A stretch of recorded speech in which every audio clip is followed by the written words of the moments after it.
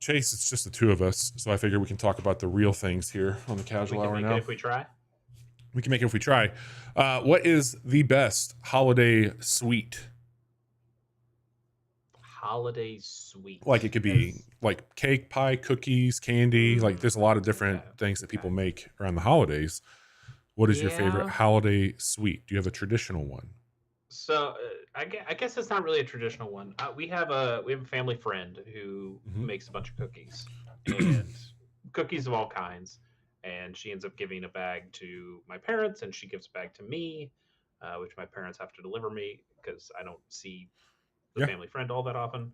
But she makes some great cookies. I mean, there's sugar cookies and chocolate chip and whatever, but she makes one kind of cookie that is absolutely incredible.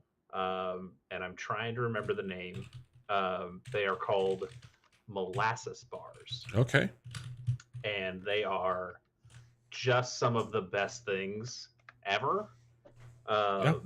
They're like long and they're so good. She puts raisins in them, so like you get like I know raisins aren't everybody's. Yeah, I was like, you had me for a second there. I was like, you get like this really brown sugary great molasses flavor, and then you just like get this little extra chew when you hit to a raisin, and it's like, oh, these things are so fucking good. Damn. And I kind of just want to tell her like, hey, thank you so much for these free cookies that you give me every year. Can you just give me molasses bars? like the sugar cookies are fine, but like I would replace those. Could you just do the thing you're awesome at? I think that recently Sarah and I found something called a Santa cookie that has become like a late in life favorite, but I grew up with a very humble, a very simple peanut butter cookie rolled in sugar with the Hershey Kiss on it. Sure. Like that was classic, yeah. That's what we had growing up. I will forever think about my mom and that cookie. But this Santa cookie that Sarah and I have been making, it's like the base is kind of like a chocolate chip cookie, but you add in a packet of vanilla pudding to the mix, like the flour mix. Yeah. And then white chocolate, milk chocolate, and M&Ms go into that cookie. And you make it to where it's just like a little bit of dough around a bunch of candy pieces, and holy shit, man, that cookie's been awesome. That sounds pretty good. Yep. Also, go ahead. I'll tell you another one. This one's very. Oh, you just killed a fantastic segue, but I'm sorry, but it was so good. Since you brought up the idea, I have to make my play while I can. Was it last year? Yeah, it was last year. Your wife made me some apple bread. It's so which good. Was one of the best things I've ever tasted. Yep. And I think I told you both that I have this apple tree in my backyard, and I'm going to bring you all these fucking apples. And then these fucking squirrels ate all my goddamn apples. Dude, try having 2 pecan trees in your backyard.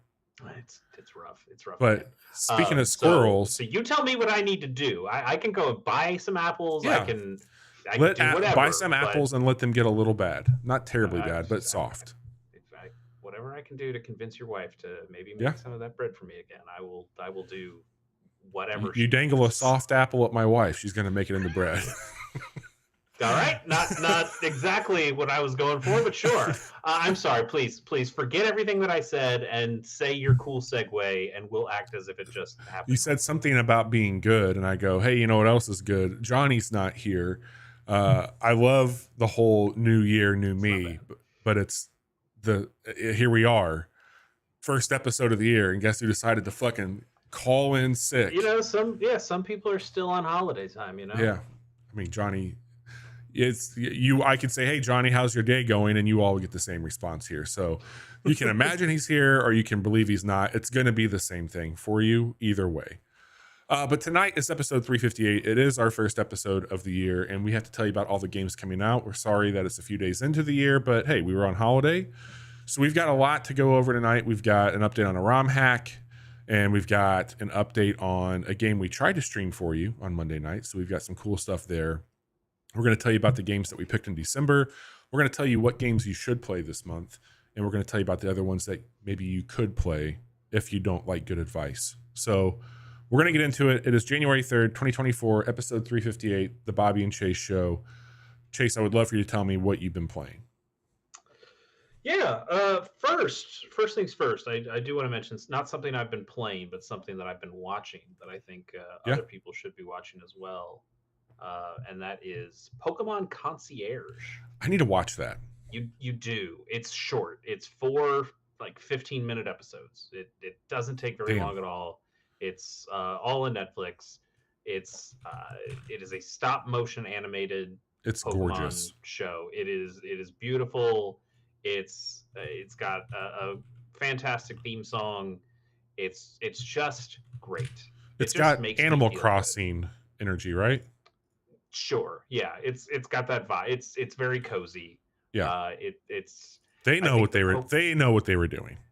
absolutely. I think the Pokemon they choose are fun. Like there's an episode where like a bunch of Pikachu show up. So like there's some obvious ones. There's a Bulbasaur in there.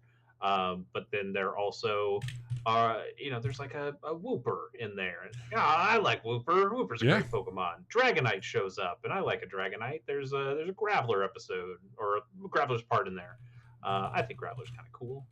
yeah. So they make some good Pokemon in there. There's a lot of really cool details. There's also a 4-minute YouTube uh, behind the scenes video that's out there that I think is really Hell yeah. cool. And they talk a little bit about all of the little decorations that they made.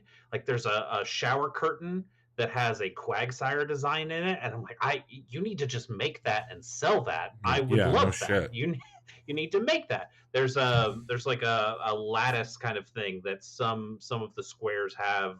Uh, some of the squares are open, and then some of them have little shapes inside, and the little shapes are all like little cutouts of Pokemon. Like, oh, that's a Mantine, and oh, that's a Blastoise, and they're things that you see for maybe half a second in the show, but it's all just so incredibly lovingly crafted. It's That's one of awesome. the best Pokemon things they've made for a while, and I'm including video games in there. I Uh, I just want them to do something bombastic with style. Like I think this I've seen some really cool. I think there's somebody making like an actual playable Pokemon that looks it's like Gen 1, but it looks like a mhm. water painting almost. Yeah, Like, that original Ken dude, Sugimori art. it looks like make that video game. Do something like that. Like They should. make They it. should. Make this into it. Like if they can Yeah. do that shit with Yoshi, make it a standalone. Dude, I had a brilliant idea today for like a CRPG with Pokemon. Okay. Like give me like a Baldur's Gate style game where you have just a limited selection of Pokemon that all come into play that way. You could be a trainer and it is a CRPG, story heavy, but you have the turn-based stuff so you can still do a lot of that mechanic into that. hmm But the placement of Pokemon around there, having environmental stuff, using that to the degree, that would be fucking rad. I think that would be awesome. Yeah, I know we've talked about it on the podcast before, but Pokemon Con, and it's not exactly what you're looking for, but Pokemon Conquest Mm-hmm. on the DS is a turn-based strategy game with using Pokemon that plays it very differently, Yeah. and it's got some issues. It's got some kind of repetitive stuff, especially near the end. That's a kind of a bummer. But that game is an interesting take on Pokemon in a way they haven't done before or since, honestly. Or Um, hear me out. okay. Get really fucking weird with it. Yeah. Pokemon Monster Hunter. I mean, I don't want that, but You don't want get, that. I understand. I'm saying like imagine like a fucking brutal fight. Like make it all legendaries if you have to. we're not carving Charizard tails, Bobby. It's Yeah, not we gonna are. happen. How do you think those stadium brats get made? But anyway, that's a Yeah, whole other deep dive. so definitely watch Pokemon Concierge. Okay. It's excellent. Watch it however you can. I've also been playing a Pokemon game. It's just kind of chill and easy to play over the break. I was Sure. just kind of watching stuff on my laptop. I didn't want to play stuff on the TV. I just kind of wanted to hang out with my analog pocket and play Yeah. some stuff. So I picked up a Pokemon ROM hack that I've had for a while. I think I even started it at one point and then put it down. Weird. Again, they're not even sold in the first few towns, so you only get a couple that you find in the world. Um, so it's like a weird balance thing. So it's really forcing you to go into the Safari Zone and just find a bunch of stuff. But that also means when you come out of that first town, everybody's probably going to have around the same set of Pokemon. Maybe they switch out a type for a type, but you're generally just going to like that's going to be your 6. And sure, you could swap them out later, but they've already given you a pretty solid team of 6 to start Sure. with. So what are you doing? They also just give you a bunch of free starters in every city. They're like, oh, hey, do you want a Charmander or a Squirtle or a Bulbasaur? And then it's like, oh, do you want a Piplup or a Chimchar? I'm like, man, you're giving me a lot of freebies. This Mhm. feels a little bit weird. Um, so it's one of those things where you kind of see how they change and tweak things, and you go, oh, that's an interesting idea, or oh, that actually doesn't work like you wanted it to work. And I think overall it's a little bit disappointing. I think there are ROM hacks that do it way better. Right. Right. This one also has the problem of it just tries to throw too much in there. Like not only is it throwing all I the kind of felt starters in like that there, would be games like this. If they don't have any rules and regulation, why the fuck not? totally. Make it as big as Yeah. you want. Yeah, and the whole thing revolves around Arceus basically stopping fights with every single legendary pair they can find. Right. So at one point, like, oh, here's Groudon and Kyogre, and they're fighting, and then Arceus comes in and goes, ah, shut the fuck up. And now Dialga and Palkia are here, and he goes, ah, stop that too. And then it's Zekrom and Reshiram. I was like, can you just like chill and focus on a thing? And also Red and Ash Ketchum and Gold and Diamond. Fuck. It's like they found everybody from previous games and like, what if they were all your rivals? So you just Everybody are hates you. you're in constant rival fights basically everywhere. Every time you go somewhere, some of the routes are super long where it's a big long route and then a big long cave and then another big long route when you get out of the cave, and there's multiple rival battles as you're going through that. And there were a couple times where it's like, man, I'm getting through this stuff, but I'm running out of power points for some of my attacks. Sure. Like, what the fuck's going on here? It just feels so Wild it feels so times. bad. It's some of the early fights, trainers are using super potions and healing up their Pokemon, God. like just normal trainers, and some trainers would have like teams of 6. And you're like, God, this is just taking forever. What are you doing? And then later fights, it's like, oh, everybody's only got 2 Pokemon, and everybody just stopped healing their Pokemon at some point, and there's no consistency. It's strange. It makes Dogs me and as I cats play this living together. yeah, it makes me as I'm playing this think about, oh, I could design a Pokemon game better than this, right? I could, Right. you come up with your type stuff, and we talked about it in a recent episode of Stadium Brats that you mentioned. Mm-hmm. And we'll talk about that at the end of the show as well. About how it sucks kind of when you have to put every single Pokemon in the game because that's the expectation, and then Game Yep. Freaks even had those issues with Scarlet and Violet where they've said like, hey guys, we gotta stop, we gotta slow this down. But I'm thinking like, yeah, like if I made my own Pokemon game, Right. I'd limit it to like 150 of these fuckers, and I get to pick which 150 would go in, and I get to pick where they'd show up in the routes, and I think that would be really interesting. I don't have the coding skills to do that, obviously, so it's never going to happen. But I do think it was really interesting going through and playing this game, and I've got 7 of the 8 badges so far, and it seems like there's a Awesome. lot of extra bullshit after the gym stuff too. Um, there's a new team called Team Steam. Hey, you They're hate fine. them. Yeah. Yeah, it's interesting. It's interesting to go through. Also, the move lists are really bad. Like all the learn sets for Pokemon are pretty terrible. And I was trying to look up where some of them are coming from because this is a ROM hack that is made for it's a hack of Fire Red. So Okay. it's Gen 3 look. It's a GBA look, Sure. but it's called Light Platinum. It's bringing in Pokemon from Gen 4, which is on the DS. It's bringing in from later games, but it's also not bringing in the learn sets from later games. So I found in the Safari Zone, I found a Jinx. I found a Smoochum that turned into a Jinx. I Sure. was like, Sure. okay, great, cool. Psychic and Ice, that'll be a nice Pokemon to have. I don't use Jinx at all, so it'd be kind of cool to use a Jinx, despite how problematic it is. Um, and and so I got it, and I was like, okay, great. I got Confusion, I got Powder Snow, I got a couple decent moves on this thing. At some point I'll get Psychic and Ice Punch or Ice Beam, and this thing will be a real killer. And then it's like at level 45, and it still only knows Confusion and Powder Jesus. Snow because it just never learned better moves in those slots. And you go, how? This person, whoever made this, put so much effort into making a brand new world. All the routes are different. All the cities are different.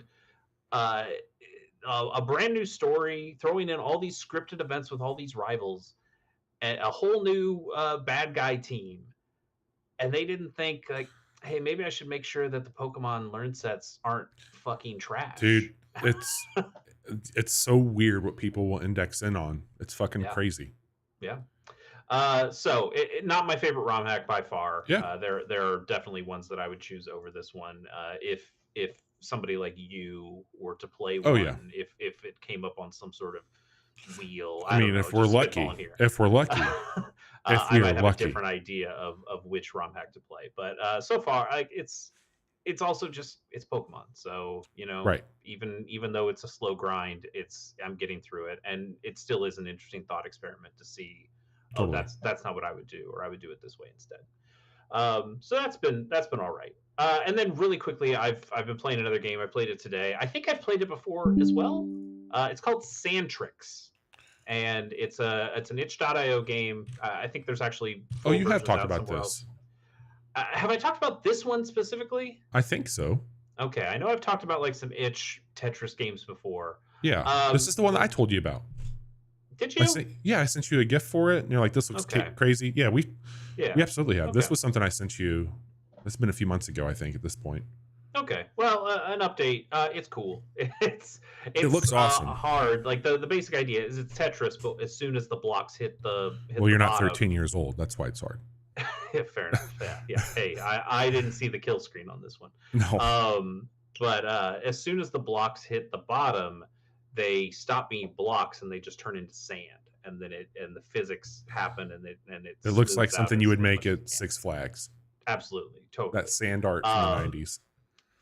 But the idea here is that each of the blocks have different colors. So even though the shapes don't matter anymore, you're trying to line up colors to go from the left side of the screen to the right side of the screen. Totally. And once it does that, anything that is touching of that color will all disappear at once. And so my first game, I played a little bit. I went, yeah, I just don't understand how some of this stuff can stack up in a way. Like there's like once you're a couple layers deep, and like there's just no way to get back down to that. That's like you're just screwed. And so I ended up with like 10,000 the first time. I was like, this I'm just not very good at this. And I played one more time just to be like, let's see what happens. And it just clicked. Like nice. I saw the Matrix. It was like the beautiful mind stuff was flying around my face.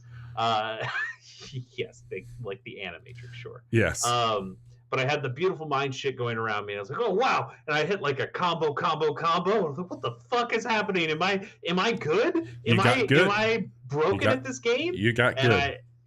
I guess so. I mean, I'm playing on the easy setting, but I ended up with 95,000 on that run, which is a lot better than my original 10,000. Fuck yeah. So that's awesome, man. People should try that. It's free on itch. It can play in your browser. I think there is it's really cool looking full version that you can download or maybe even buy. I think it's actually on Steam as well. You could buy and play it on Steam, but it's cool. People should try it. Fuck yeah. It's a good time. Sandtrix. Mm-hmm. Sandtrix. You oh yeah. On the screen. It's down here. Down here for those who are watching. Type that into itch. Awesome. Well, Chase, I've got a bunch of stuff I've been playing, but today I'm going to bring two of those to your attention. One of which you've seen a little bit of. The other one I don't think you've seen anything of, and that game is called Ready or Not. This came out of early access on December 13 into 1.0. It is made by Void Interactive. This game is fucking wild. It is a realistic take on high intensity situations. It's a very tactical SWAT police unit video game, and you are showing up to situations with active shooters or bomb threats, and it is a PvE video game. You can play with co-op online with people, which I think sounds fucking awesome. But they have a really smart AI team that goes with you, and This kind of seems like a reverse Payday. it's like reverse Payday meets Rainbow Six for sure. Okay. Yeah. So all the weapons feel very authentic to what they are. Like it's not even a sprint. This is a slow moving. But what's awesome about how you can command things is you have a blue, a yellow, and a red team. Blue team is 2 people. Red team is 2 people, and your gold team is everyone together. And as you're interacting with this, you can assign the teams to do some really fucking cool stuff while you're out there. Like, hey, I want you to line up and split the door. All right, we're going to open this door with a flash or with a kick. And we're going to flash blank and clear. You can spam a button basically saying get down, and the environment will interact with you. So sometimes people might be complying, but they actually are the suspect and they're going to try and attack you while you're going in on them. So there's really cool shit with that. It reminds me a lot of Hitman in the settings that it has, because it's like, okay, I'm going to go to the nightclub and I got to deal with an active shooter there. And I mean, it's very intense. Like, you can only get hit a few times, and you're dealing outside of the mission with the psychological safety of your team and people who are basically, if you go through a really intense de-escalation and maybe somebody takes a clipping to the shoulder or something, they're going to be fucking out of it mentally. And you got to like deal with that. Wow, interesting. So like they're throwing like some dark dungeon kind of shit. Yes. There too. Yes, absolutely. But the gunplay feels phenomenal. You can do the peek around the corners. They have this tool, the name is slipping me, but it's basically a camera that you put under the door. Like, you hold it looks like a shoehorn. Yeah, like the little snaky worm one. Yep. And so I love like going up to doors and like peeking in there, deciding like what I want to do. But the cool thing about the teams are, if I'm not operating as one unit, I can say, okay, blue team stack on that door, red team go here. Red team, you're putting C4 on the door. You're going in quiet, blue team. So when we distract them, you clear out the back room, and then there's some like checkbox mission structure where it's like, hey, you can't kill this guy. You have to arrest him, because there's a guy running like a server farm in this apartment complex. Mm-hmm. But it's easy to fail, like very easy to fail. And if I end up going into it and I fuck up, I'm like, okay, I'm going to do it again. Well, the level changes slightly. So, hey, the door that you went in that was unlocked and open is now barricaded. So you need to find a different approach in. And maybe there was somebody who was hostile here. Maybe there's somebody who was kind. It's really fucking neat how they're doing it. I think it's a hell of a thing. I would love to play it with other people. $40, I think is, or $40 or $50, $50. And it is sitting at very positive, over 100,000 reviews on Steam. People were really into it. You know, I don't know when it happened, but there was a time somewhere in a Call of Duty. I think the last one I played was, well, I played the one that had Jon Snow in it. Was a Future? Oh yeah. Whatever the hell was. But like one of the Black Ops a while ago, like maybe the first Black Ops, is where I kind of stopped playing Call of Duty, and I think just something was like, modern military stuff is not my thing anymore. But hearing about the more tactical stuff that you can throw in there, I never played Rainbow Six. Like Rainbow Six Vegas, I remember being a big deal and people talking about a lot. But I think that tactical extra part of it sounds kind of interesting. There's another shooter. It's not really a shooter. It's more of a tactics game. It came out on the original Xbox. It was called Full Spectrum Warrior. Do you remember? I've heard of it. Yeah. It's cool. It is just like a 4-person tactical game. I'm looking here on Steam, and it's currently 75% off. It's $2.50. It's a bargain. Now it was made in 2004. It's got mixed reviews. I'm not saying go out and play this game. It's great, but the idea, it kind of does sound a little bit like what you're talking about, where you have this squad, you can split them up into different teams, you can separate them out. You've got like a guy who's a sniper and he's going to do sniper stuff. You got the assault guy and he does assault guy stuff. And man, it just, hearing you talk about this game made me think, man, I should go back and play Full Spectrum Warrior someday. But this game sounds pretty cool. I would like to see this game in action. One of the things I really like is when you set your team out, you can basically hold down the T key on the keyboard and you get a picture-in-picture of their camera. So I can be holding back, and I can watch another team and see what they find. Sure. The other thing too is I love how this game is just brutal in the fact that it will teach you the importance of checking your corners and going into rooms, because we cleared an entire room, and you'll know a room's cleared because either you will drop a glow stick or your team will. So when I'm in there, I'm like, okay, this it's safe.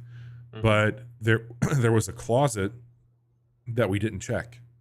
And I was in a room, and we had taken down everybody because you have to go up and apprehend them and all that. And I got my fucking head blown off because we did not check our corners. And I was just doing my shit because you have to also mark evidence. And when that'll happen, the guy came out and just lit me up. So hang on, are you the one who's making the call if this room is clear, or does something automate to say? So it depends. Like I could run point, and I could be like, hey all, like, and I'll say like, I've checked it out, this is clear, drop my glow stick, and then the AI will react to that. Or I line them up, I'm like, hey, go in this room and clear it, and then they will absolutely do that. They'll say, hey, dropping, clear.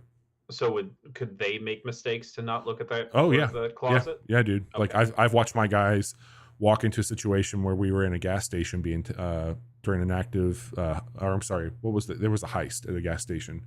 Mm-hmm. Guy walks in, everything's clear, he's going down the aisles like you would at a gas station, a guy pops around and shoots him. You know, like shit happens. It's very easy to see it, but everything I've read, like it gets really cool when you record. Like if you are doing this right and playing with a friend, it is apparently awesome, because then you're all kind of going around and coordinating your shots and that stuff. Sounds rad. Like there is part of like when you play, not a game I play, but you will understand, like Resident Evil 2, where you've got like the safe area that you can get to, or Left 4 Dead, where you get to the safe house, the safe room, and then before you move on to the next area. There is something that's a little too video gamey sometimes, or is like, oh well, this is the designated safe area, nothing bad will ever happen in this square. So hearing that you can make the call, or even your team can make the call, and it be wrong, and you have to, like, it never lets up on the tension even when you feel like you've cleared a room. That sounds pretty cool. The other thing I like is a nice little touch. I know that this is like a very tactical term that I don't know the name for, but your character has like a phone basically mounted to their chest that has a pull down.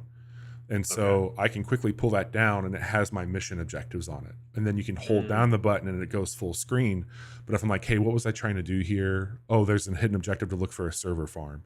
So I'm like, okay, cool. I'm kind of in an area. I thought that's what it was. And then it gives you a nice green check on your screen when you do it. So it's a very neat way to do those things. I unlocked, I didn't talk about this. You build out entire loadouts. It's very much down to like, I'm putting this muzzle on this gun. I want it to have a red dot. I want a flashlight on it, a laser.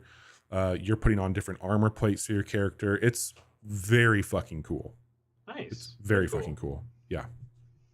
The other thing that we tried to play on Monday, and I figured out what was wrong, by the way. I did some dumb shit. But that's another conversation. We got the stream working. On Monday, we tried to check out Cobalt Core. This game came out on November 8th. It is made by Rocket Rat Games. It was put out by Brace Yourself Games, who they've made quite a bit of shit that we like, I think. This game will set you back $20, currently on sale for $16.99. This is at an overwhelmingly positive on Steam. If you are into a deck builder, and if you are into one like Slay the Spire, and if you're into, I don't know, FTL as well, this game is Sorry, brace yourself. Yeah, they've made a ton of shit that we like, right? Cadence of Hyrule, Phantom Brigade, Industries of Titan. I remember you liked that. Yeah. Rift of the Necrodancer, Crypt of the Necrodancer. They're a publisher, right? Yeah, publisher. Yeah. They put out some really cool shit. They find some good things. So this game is awesome. You are in a spaceship. It is a deck builder, run-based video game, and it all is about shields, movement, and attack. And you are having to dance, so to speak, with ships that are outfitted with, 4 to 6 cannons. And the cannons are moving on kind of It's almost like I don't want to call it a note road or anything like that, but like how would you kind of explain those lanes? I mean, it's top down, Yeah. and you do have lanes. I wouldn't Yeah. necessarily call them like note roads, like you said, but yeah, there are lanes. Like I don't know how many there are. Maybe 10. It depends on the ship. Okay, it can depend, but let's say there's like 10, Yeah. and your ship takes up like 4 of them, Yep. and the other ship takes up maybe 5 of them, and Yeah. then they've got laser cannons on different parts, and you've got cannons. Maybe you have like one cannon in the middle, so you're kind of playing like a little bit of Space Invaders, except it's turn based, and Yeah. the turns are based on cards. Yeah. That's Yeah, very fair. it's really really cool. Yeah. I've been playing a lot of it outside of that stream, and I got to tell you, man, like it's really been since Monster Train, since a game like this has really been like, this is one that you need to pay close fucking attention to. It's tough for these to break through. We talk about it all the time, Yeah. but we've certainly played some cool ones. We just played a cool one recently, the junk one, the Zet Zillions, which is in a Zillions, playtest right now. That's coming out this year. Totally. In a playtest, we did do a quick look of that playtest that's going to go up somewhat soon. Yeah. But we the band one, the Oh yeah, that one. rock, something of Yep, rock. yep. It was. Hang on, I had it on my list to talk about last year as a best debut. Mm-hmm. That came out early in the year. Like that was Power Chord. Power Chord, thank you. Like that was a pretty cool game. But Yeah. even when these games are cool, every time somebody makes another one, you're like, you have to stack it up against. I can play this. Yeah, I go. And are you gonna stop playing Monster Train to play this? And it's like, I don't know. The Zet Zillions and this one both have been like, all right, people aren't fucking around. Like they're serious. It does seem like people are doing cool stuff with the genre still, and I think this one's fucking rad. Like, seem pretty neat. This was also on sale. It's on sale and on the Switch. I don't know if it's on. Is it Switch and PC only? I think. Is that right? I think it was out on everything. I think it's out on everything. I don't see why it wouldn't be. No, this just says Switch and PC. Okay. But maybe other consoles soon. Yeah. I put it on my wish list. I wasn't ready to pick it up quite yet because I've got other stuff to play. Maybe it'll go on sale again, but it does seem like a pretty rad one of these. Yeah, and I haven't even unlocked other ships or other characters. Who the fuck knows? I mean, I think that we play Monster Train with some pretty late in game classes most of the time anymore. So maybe there's something weird that unlocks with that. There's even like you unlock a ship by not running with the original crew. Like that's one of the. There's like a whole thing like, hey, don't take any of these people with you. So I'm in it, man. I'm invested. I can't wait to see where it goes. It plays fine with the controller. We did that on stream the other night. I had some weird resolution setting stuff with it, but all in all, that game's, again, there's been a few that we've ran into post game of the year. I'm like, I really wish I could have talked about Thirsty Suitors or this in game of the year in some way. Well, man, now you've got something for your best non-2024 game. All there to talk about, yeah. But let's talk about those 2024 games, shall we? We shall. But before that, we got to talk about last month, right? Do we have to? December. I mean, not really. It's a new year. We already did our game of the year stuff. Anything that showed up, we could have talked about then. But let's talk about these. We kind of built a new, or Bobby built a new setup for our notes. And it's going to be great, but for this one, it was a little awkward. It's pulling in a bunch of stuff that we don't want, so I could be wrong on some of these. Let's see. Johnny had Steamroll Build, which I don't think he played. Enough. No, of course he didn't. He's Johnny. Come on. Yeah, I don't think he played. You played, and you played a lot of it. I love that game. Yeah. Speaking of Bobby, you had Steamroll Build on your list, so there it is again. Hell yeah. Warhammer 40K Rogue Trader was also December. Game is fucking awesome. Yeah, seems like you like that one quite a bit. And then I know we joke, but you somehow like this Avatar: Frontiers of Pandora. It's good. It's better than it has any right to be. Would it be better if it wasn't an Avatar game? Oh yeah, you just took all these mechanics and you didn't have any. I mean, like if this would have been a new like not even Far Cry, but an alien. They could have made an alien race video game and just been like, hey, here's what it is. I think they could have. I mean, this game is doing really well for them. I think there'll be more of these, but I could give two shits that I am a Navi or Avatar. It does nothing for me here. If anything, it holds this game back 100%. Same way that Hogwarts Legacy held back that really good RPG. I was totally gonna bring that up as well. Where sometimes you just have a thing that is either in Hogwarts' case maybe a little bit toxic, or even just something people aren't into, and that's more of the Avatar. I mean, thing dude, everything I've heard about Hogwarts is that is a incredibly sound RPG, but people who play it seem to like it. Yeah, and Avatar just don't want to, and I totally get that. 100%. But it is a shame that it feels like there was a time where licensed games were all garbage, and the license was the only thing holding it up. And in these cases that we just talked about, it's the opposite, which is really weird. It's like, hey, we made a really great game, but people aren't playing it because of the license. Yeah. It's Very fucking odd. Crazy. Fucking crazy. So that was you, and then for me, I just said cram it for game of the year, which I did. I finished Cocoon. You did it. I finished Toussaint, and I think I played a couple other things that got me to game of the year time. So I'm glad I just kind of skipped December 2023 entirely and fuck it. Played some games, and a lot of Toussaint and Cocoon both made my top 10. I think Toussaint was like number 5 or something. So like it was way up there. Very, very good that I did that instead. So I'm pretty happy with my choice. Now let's move on to 2024 and let's talk about some of the free shit. I like the free stuff. Free stuff is nice. So we'll start with PlayStation Plus.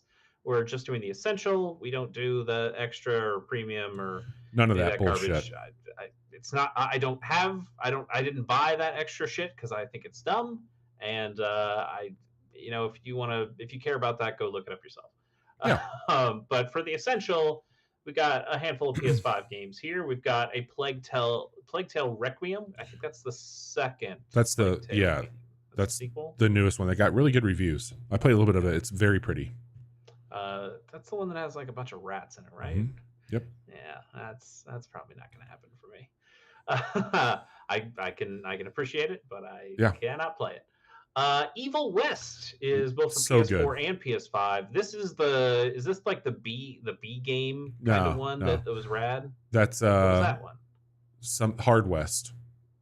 No, Hard West was the turn-based RPG. Oh yeah.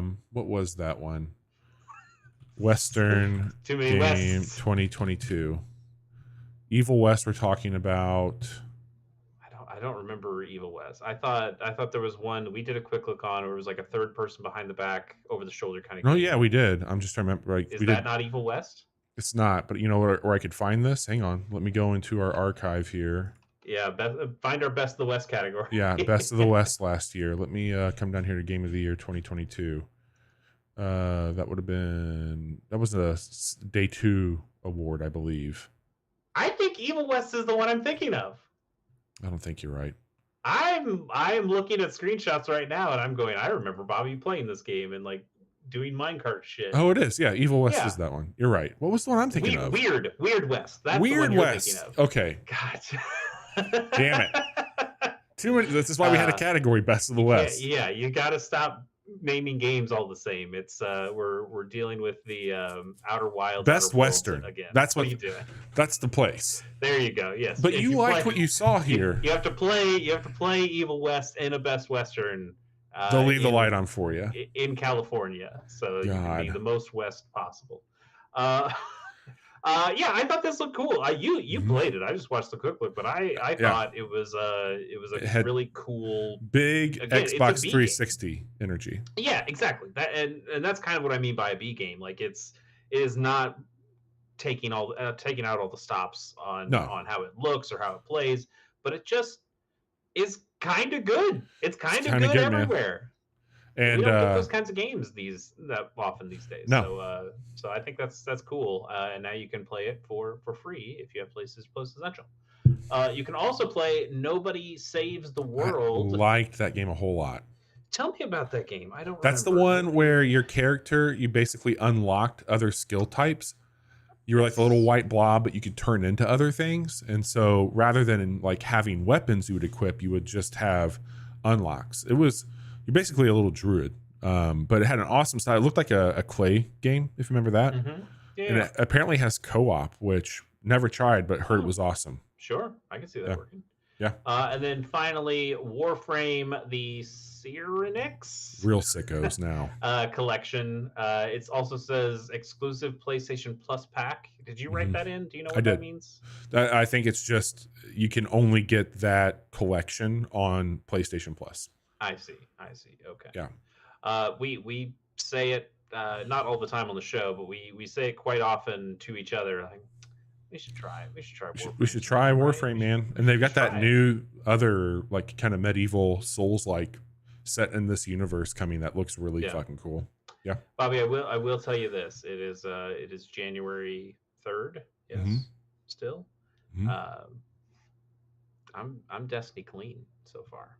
When's the last time you played? Before Christmas. You don't really have a reason to play right now. The only reason I have is that I can still go and grind a couple of weapons that I'm looking for. But yeah, you're right. I can kind of just chill. I've even slowed down on watching Destiny YouTube videos. Like I'm not saying I don't think that's unique to you. Time to shine. I'm not ready to switch to Warframe, but I'm living clean so far. Why don't you download? Because I don't have PlayStation Plus anymore. Why don't you download and at least get that thing? I think I think I already have Warframe downloaded in some form, but yes, just having grab this extra pack of shit, why not? I mean, I always grab everything on PlayStation Plus anyway. Yeah, I do that with the Epic Games Store. Unless it's a game I know that I'm going to hate and just don't want it to dirty up my library. But so like I'll totally add Evil West and Nobody Saves the World and Warframe to my thing. All worth checking out. A Plague Tale, I will probably not because I'm not going to do it. I think it's neat. I'm not saying the game's bad. I'm saying I can't play it. No rats. No rats over here. That's everything for PlayStation Plus. But I'm going to throw it over to you to talk about Game Pass. What do you have for Game Pass? There's a lot happening on Game Pass. Some of which just happened today. Close to the sun. Some good, some bad. There are definitely some things leaving Game Pass too that we'll talk about. But a lot of stuff coming. Yeah, a lot of stuff coming. Close to the Sun is out as of this episode. That seems to be like a walking sim. It's an older game, I think 2020, but like horror walking sim. Hell Let Loose. We talked about that on the show. That thing looks bonkers. That's like a World War II, like very tough as nails, World War II, high risk, big group battles on that one. Looks fucking cool. So I might be checking that one out. Oh, I do remember people playing that now. Assassin's Creed Valhalla, my least favorite out of the most three. Really? That was my least favorite one out of those. Okay. I would do, if we're calling that like its own trilogy, I would go 2, 1, 3 on my enjoyment. Odyssey, Origin, Valhalla. Yep. Another game I've been curious about that I've heard is one of the better co-op experiences. I actually thought about it for you and I is Figment. That comes out on January 9th. That's been out for a bit. It looks really cool. I think I remember this one. Figment game. Maybe not. Maybe I don't know what this is. It's got a style to it. Okay. I don't know what this is. I'm thinking of a different thing. But another game that you could play with a friend, I think, is Super Mega Baseball 4. You could. You absolutely and that comes out on January 11th. Yeah, that was on deep discount on Switch as well. I almost considered it. The Super Mega Baseball games are great. I think 3 is the one I picked up. I picked up 2 and 3, and I honestly had a great time with both of them. It's gotten to the point though where unless they make some incredible changes, it's hard to justify buying another one because I think the last one just is fine. 4 is where they said, hey, we brought in some real players. They brought in some classic players and also some newer Hall of Fame players. I think like the newest they've got is David Ortiz, who is retired, but they've got some newer guys. They've got like Babe Ruth and stuff. So we're still not to the point of full rosters of current day players, which I think is probably what I would need to get Sure. back into that series. But hey, that's a nice step. And if you haven't played one of those games before, this is a totally I like the way they do their baseball. I think their Yeah. baseball I might mechanics check are that really out. good. Maybe I'll play around the baseball for you one Monday night. on Yeah, that. go for it. That'd be great. We Happy Few, that game I think launched on Game Pass, left Game Pass, and now is back on Game Pass. Yeah. But yeah, I January remember that was 11th. a real stinker when it came out, but then It they looked did a bunch cool. of work to it, right? Yeah, apparently it's in a better state now. I never checked it out because of what you just said, but maybe coming back around, I'll download and see what it's about. I mean, I don't think it quite got the cyberpunk or the No. the No Man's Sky treatment, but I do think it got worked on to a point where people were not hating on it anymore. I bet you dollars to donuts Johnny will download this one because I don't think he played the remake. Maybe he did, but that Resident Evil 2 remake that really set the stage for what we've gotten from them. It's a big get for a Game Pass. I think people will really enjoy having that. And then Those Who Remain, I'm not overly familiar with of what that is. I can tell you. But yeah, that comes out on January 16th. But Leaving, as you talked about, hey, you can only be Big on one. stuff. You can only be on one streaming service at a time, and Grand Theft Auto is saying, fuck you, we're going over here. I'm kidding. They've got all the other Grand Theft on Netflix. This game's came and went a few times. I think it will be back for sure. Yeah. But Garden Story... This is 5 specifically. Yeah, Grand Theft Auto 5's leaving. Garden Story, MotoGP 22, Persona 4 Golden, and Persona 3 Portable. I am not too surprised because a game we'll talk about is next month. They've already got Persona 3 Remake coming day one to Game Pass. Yeah, I get that. So Golden, I like Persona 4 Golden a lot, and Persona 3 Portable I played a little bit of, but I think I'm probably going to play that remake of 3 when it comes out. Yeah, for sure. 4 Golden, that was a Vita game when it first came out, and I think playing that on a handheld is kind of the way to go. So, might be better to just pick that up on the Switch or pick that up on a Steam Deck or something. I've got it on Xbox, Steam, but it's on my Ally. I get you there for sure. Yeah. Right on. Well, that's your stuff in Game Pass. A lot of stuff happening there. Sounds good. Now, probably we've got one more little piece of business to do before we start talking about some January games. So we mentioned this on did we have like another episode after? What did we do? We did something where we talked about resolutions, yeah that was our like right after Game of the Year. And one of those resolutions, I still said I was going to do backlog roulette this year, but we also said we wanted to do so Bobby got an analog pocket, and Johnny has an analog pocket, and I have an analog pocket. So we thought, hey, we should pockets. We should do a pocket wheel. Because Bobby, this is relatively new area for you. You had a Game Boy growing up. You played some games on it, but briefly, you haven't basically really like 7th grade.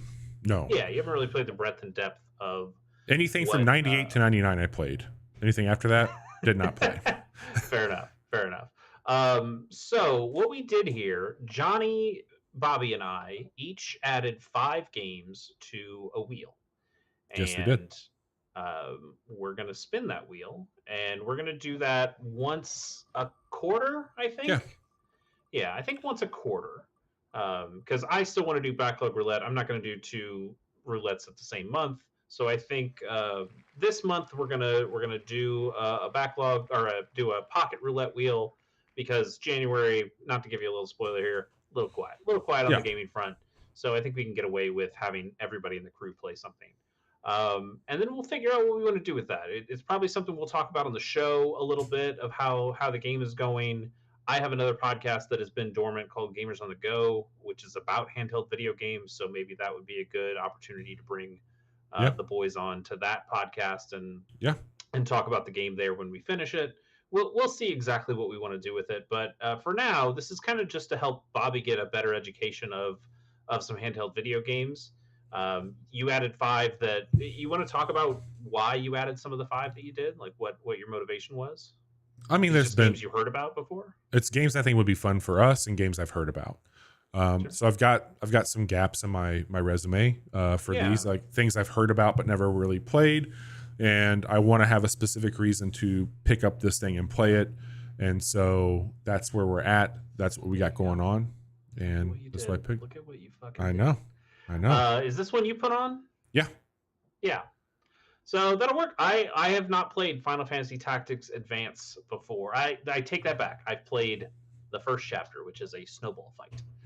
It is different from Final Fantasy Tactics. It's a different story. It's a different world. It might be a different world. Um, so yeah, it looks like we're going to be playing Final Fantasy Tactics Advance. This might be a long game. I don't know. We might not finish it, but we have a few months, I guess, yeah. before we have to spin this wheel again. So we've got some time. That'll be fun. Yeah. So you put some games that you'd heard about. Johnny put some games that are kind of classics and some of his favorites, and then I kind of tried to fill out the list with some interesting stuff. I think I did put Pokemon ROM Hack on there because because one, Bobby has at least played all the Pokemon games, so we couldn't Yeah, just do a mainline Pokemon game.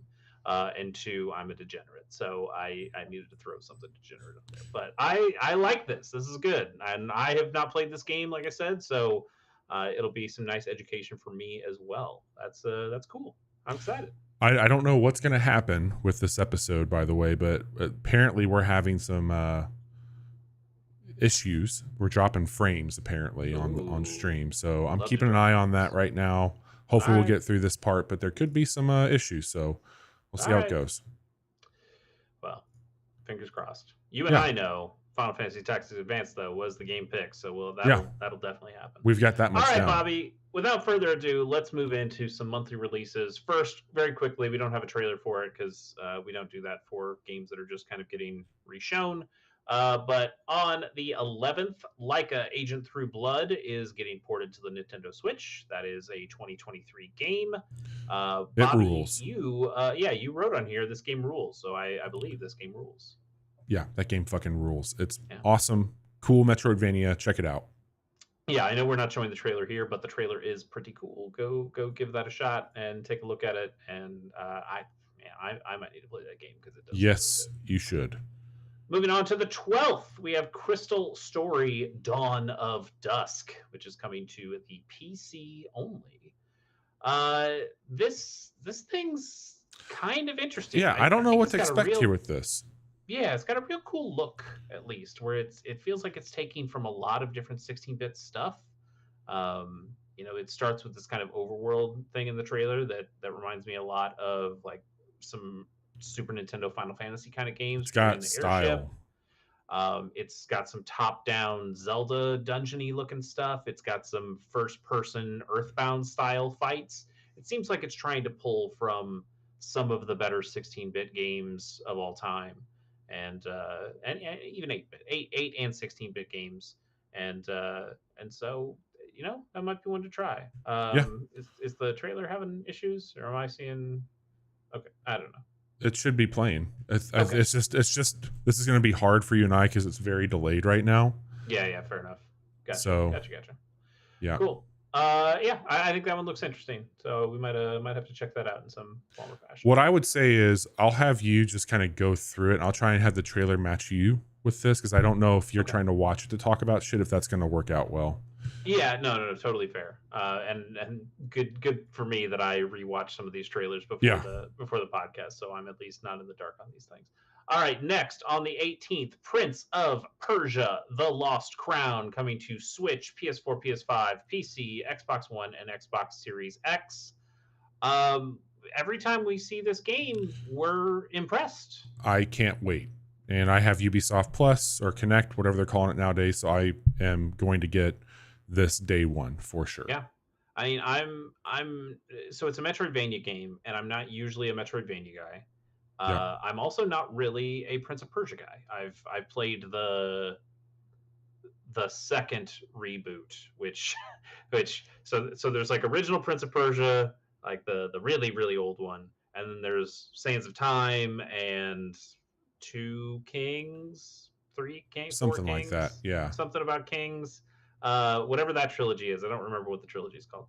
And then they made another reboot that was like you had like a red and blue turban slash scarf going on, and you had like a ghost girl that was with you, and I thought that game was pretty cool. I Yeah. played that one and liked that a decent amount. But that's the only Prince of Persia game I've ever played. So when they moved on to other things and they just kind of dropped the series entirely, it's like, okay, whatever.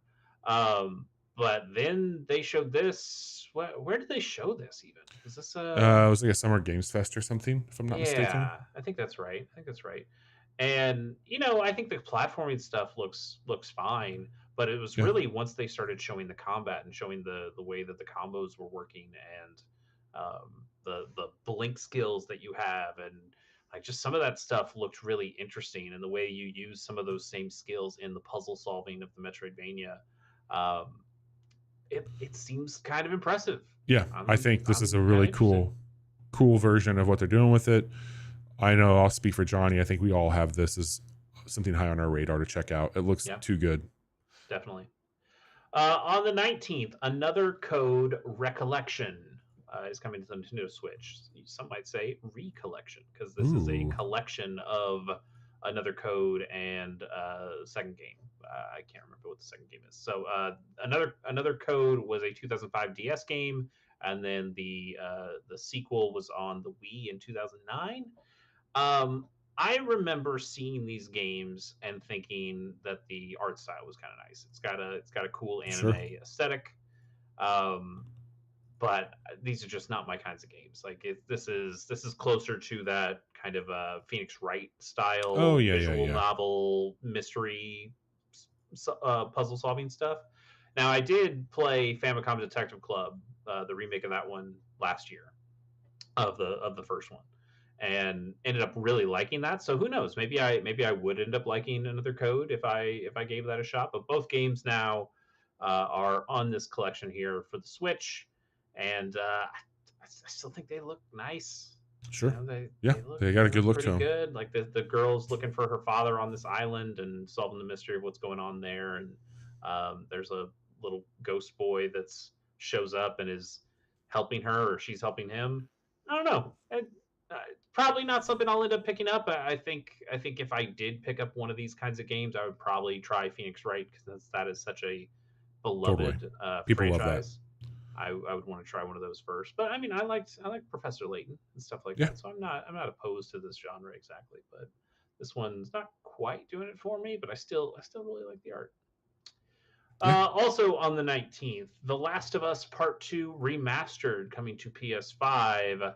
Bobby, take it away. This is your account. Totally. So I think these remasters from Naughty Dog are getting a little out of hand. This one, however, they're introducing. I mean, you remember when The Last of Us Part 2 came out and it just looked like dog shit. So it Yeah, really it was needed terrible needed a looking. remaster. They have a whole new mode though that sounds fucking rad. It's called No Return, and in that mode, they've turned it into a roguelike. You can pick any character, not any character, but most of the characters that are non-playable in the game are now playable. They are letting you get power-ups. There's some things I saw that like anytime you melee attack somebody, they get set on fire. Like really cool shit that you can get on your run. So there's going to be perks that you can pick up for both healing and for your items. The combat of 2 was phenomenal. It's always had a brutality to it that feels really good. There's a weight to it.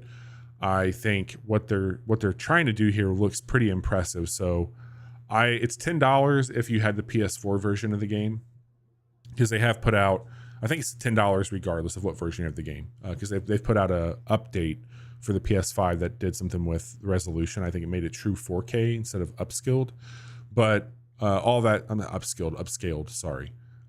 This one here, $10 if you have it. Otherwise, I think this is just now the definitive version of the game that you buy. Sure. So, $10, I'll check it out. Nice. On the 24th of January, Enshrouded is coming to PC, and Bobby, you also are the Enshrouded guy here, so I'll let you talk about this one. Yeah, this is probably like my most anticipated thing coming out this year right now. Damn, that's the rest of your year is going to be pretty boring if Well, you're this getting it out of the way early. I know, man. This game's going to be hitting early access, so I don't know how much of it I'll be playing, even though Okay. There's a ton to it. This is a fuller, I don't want to say fuller featured, but a very more, it's more dense than Valheim with combat and aesthetic, but it's very much that. You can build an entire city if you choose to do so, and it's Oh, all it's Lego Fortnite. I see. kinda, I guess. No, not at all. But it is still doing kind of that fantasy. It looks like there's going to be more classes. Like you'll have archers, you'll have more knights. It looks to be like I have not played a ton of that, but you can play with a group of people. You can go down, up, in, however you want to go. Like you can craft quite a bit here. So it is all the sicko stuff, but some actually like pretty competent. Like they're showing it off in the trailer right now, like a glider backpack. They have really cool combat mechanics in it. It's going to be fucking awesome. I cannot wait to see what this is, and I feel like I am going to become a very shitty person as soon as this game comes out, because this is all I'm going to want to do.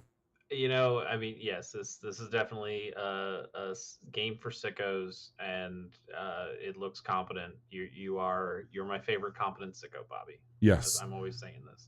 there it is. So yeah, I cannot wait for this, but it's going to be fucking awesome. All right. Yep. Looking. I can't say I'm looking forward to hearing you talk about it, but You will. I will hear you talk about it. Oh, you will. That's a promise. On the 26th, we are getting Tekken 8. They've made 8 Tekkens. That's not including the tag teams. So there's a lot of Tekken out there. A lot of coming Tekken. to PC, PS5, and Xbox Series X. Bobby, I know we're not the fighting game guys. Johnny would need to be here for that. No, Johnny plays one fighting game. He's played more than one fighting game. He just likes Mister. I'm gonna get fighting controls. Hasn't even played the new Mortal Kombat yet. I don't know how he feels on 3D fighters though. He's more of a 2D guy with the ones that he only plays stuff he thinks he can win. As well. Have you played any 3D fighting games? Yeah, for sure. I've played Tekken. Like? I've played what was the one with Vader in it at the time? Soul Calibur. I played a lot of Soul Calibur back in the day. Yeah. I think Soul Calibur's kind of the high water mark. I don't know. People really like Tekken. People like Tekken a whole lot. They've shown some new characters here in Tekken 8 that people are pretty excited about.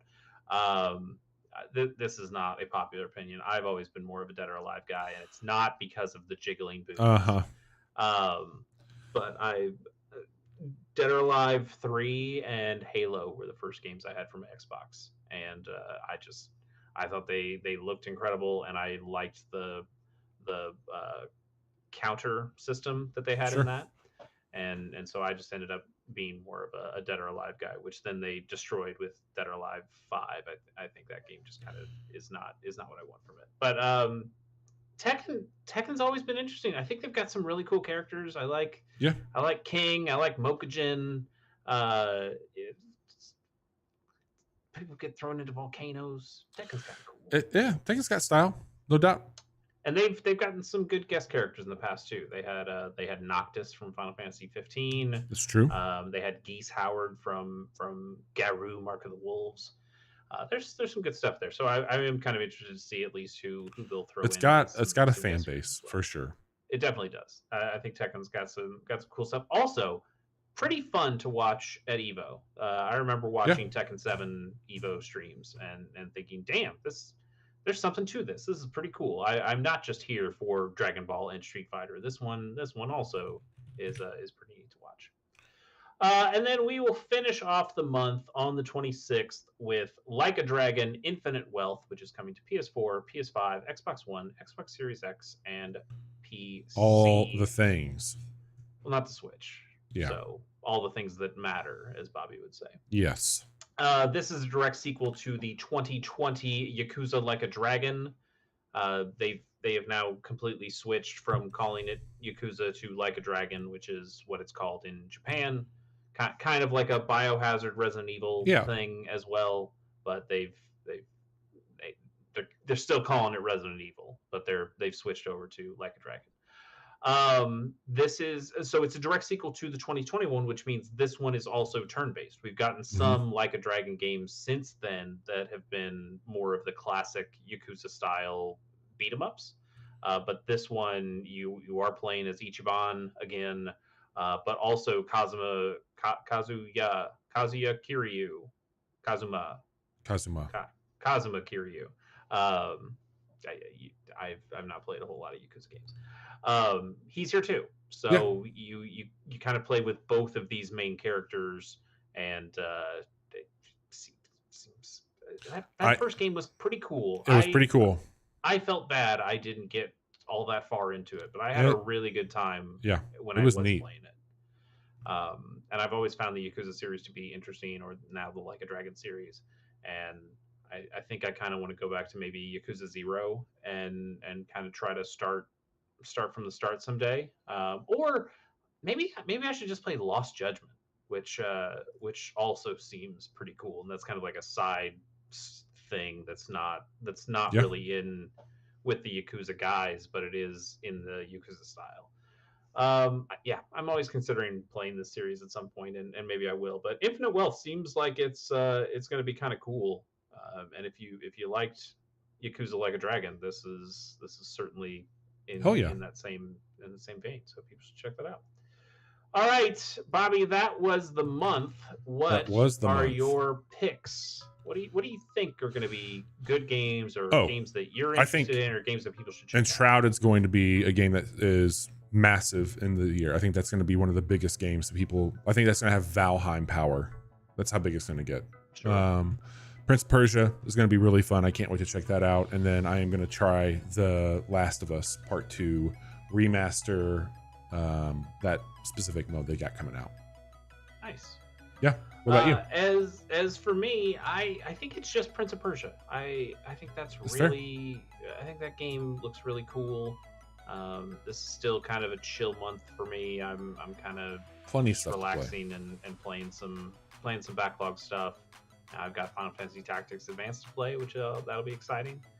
So yeah, I'm fine. Probably just playing Prince of Persia and calling it a day. But I do think there are some other interesting things here. I think if it gets really good reviews, I'll check out that Crystal Story, Dawn of Dusk. Yeah.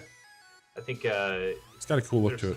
there's a lot of games that try to pull from that era of video games, and some of them are really good, and some of them are not so good. Sometimes you'll get an Undertale, and other times you'll get 35 other games that just don't do it for you.